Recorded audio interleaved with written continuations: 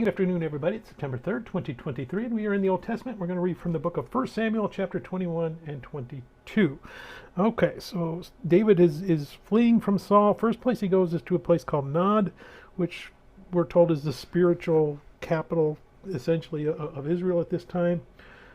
Now, it used to be Shiloh. We lost the ark, was in Shiloh, but it got lost, was taken by the Philistines. It's come back into Israel, but it didn't quite make it. It was Kiriath Jearim is where the ark is sitting. So the tabernacle was in Shiloh. We don't know if Shiloh was ransacked by the Philistines at some point, or if they just moved it out of there and trying to get it further away from the Philistines. But now it's Nob, and it's a little bit north of Jerusalem, so it's moving closer and closer to Jerusalem.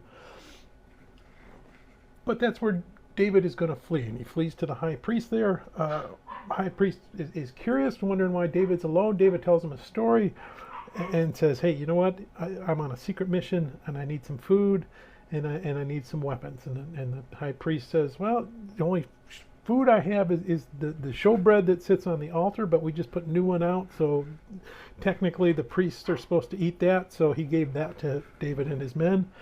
And that's what Jesus alludes to when the Pharisees are confronting him why his disciples ate grain on the Sabbath day of, hey, you know what, yes, there's a holy commandment, but men are hungry, the men are hungry, and they need to eat. Saul finds out that he's gone there. There's a spy in the midst, and Saul takes vengeance on it. So again, we're comparing Saul's and David, and well, yesterday we said Saul was almost rock bottom. He's hits rock bottom here. He's just sitting around with his spear, thinks everybody's out to get him. All he wants to do is kill David. That's his obsession. Once he finds out that David was at Nod and the priest there helped him, he goes and wipes out all the priests. So the one thing that he wouldn't do when he went against the Philistines was wipe out all the village like he was supposed to, but when he goes against the Israelites and the priests of God, he wipes them all out, all except for one, and he flees to David. So we're seeing God's spirit move from Saul to David, the spiritual center moving from Saul to David.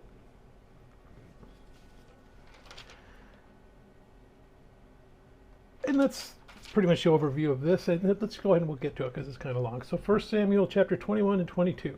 Now David came to Nob in Now David came to Nob to Amalek the priest, and Amalek was afraid when he met David and said to him, why are you alone and no one is with you? So David said to Amalek the priest, the king has ordered me on some business, and said to me, do not let anyone know anything about the business on which I send you or what I have commanded you to do. And I have directed my young men to such and such a place. Now therefore, what have you on hand? Give me 5 loaves of bread in my hand, or whatever can be found.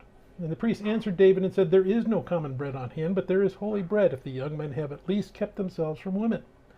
Then David answered the priest and said to him, truly, women have been kept from us about 3 days since I came out, and the vessels of the young men are holy, and the bread is in effect common, even though it was consecrated in the vessel this day.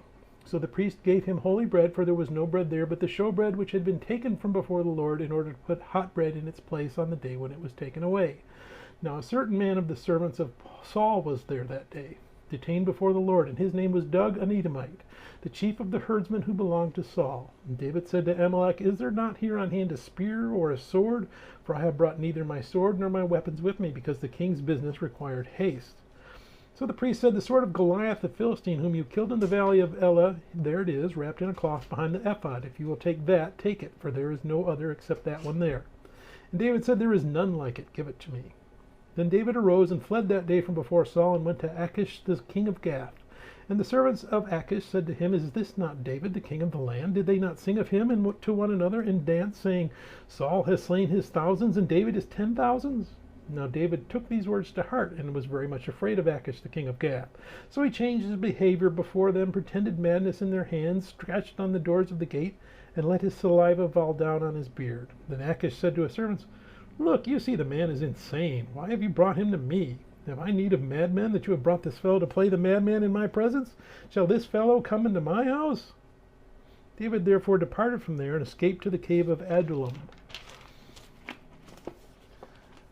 So when his brothers and all his father's house heard it, they went down there to him, and everyone who was in distress, and everyone who was in debt, and everyone who was discontented gathered to him. So he became captain over them, and there were about 400 men with him. Then David went from there to Mizpah of Moab, and he said to the king of Moab, "Please let my father and mother come here with you till I know what God will do for me." So he brought them before the king of Moab, and they dwelt with him all the time that David was in the stronghold. Now the prophet Gad said to David, "Do not stay in the stronghold, depart, go to the land of Judah." So David departed and went into the forest of Hereth. When Saul heard that David and the men who were with him had been discovered, now Saul was staying in Gibeah under a tamarisk tree in Ramah, with his spear in his hand, and all his servants standing about him. Then Saul said to his servants who stood about him, "Hear now, you Benjamites, will the son of Jesse give every one of you fields and vineyards, and make you all captains in thousands and captains of hundreds? All of you have conspired against me, and there is no one who reveals to me that my son has made a covenant with the son of Jesse. And there is not one of you who is sorry for me, or reveals to me that my son has stirred up my servant against me, to lie in wait as if it is this day." Then answered Doeg the Edomite, who was set over the servants of Saul, and said, "I saw the son of Jesse going to Nob, to Amalek the son of Ahitub, and he inquired of the Lord for him, gave him provisions, and gave him the sword of Goliath the Philistine." So the king sent to call Amalek the priest, the son of Ahitub, and all his father's house, the priests who were in Nob, and they all came to the king. And Saul said, "Hear now, son of Ahitub."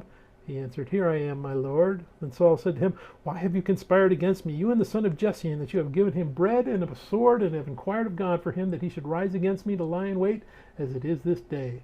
So Amalek answered the king and said, "And who among all your servants is as faithful as David? Who is the king's son-in-law? Who goes at your bidding and is honorable to your house? Did I then begin to inquire of God for him? Far be it from me, let not the king impute anything to his servant or to any in the house of my father, for your servant knew nothing of all this, little or much."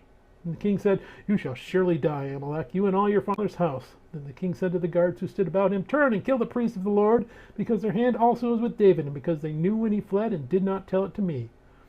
But the servants of the king would not lift their hands to strike the priests of the Lord. And the king said to Doeg, "You turn and kill the priests." So Doeg the Edomite turned and struck the priests, and killed on that day 85 men who wore linen ephod. So Nob, the city of the priests, he struck with the edge of the sword, both men and women, children and nursing infants, oxen, donkeys, and sheep, with the edge of the sword. Now one of the sons of Amalek, the son of Ahitub, named Abiathar, escaped and fled after David. And Abiathar told David that Saul had killed the Lord's priests. David said to Abiathar, "I knew that day when Doeg the Edomite was there that he would surely tell Saul, 'I have caused the death of all the persons of your father's house.' Stay with me, do not fear, for he who seeks my life seeks your life. But with me you shall be safe." May God bless the reading of his word. May God bless you. Bye.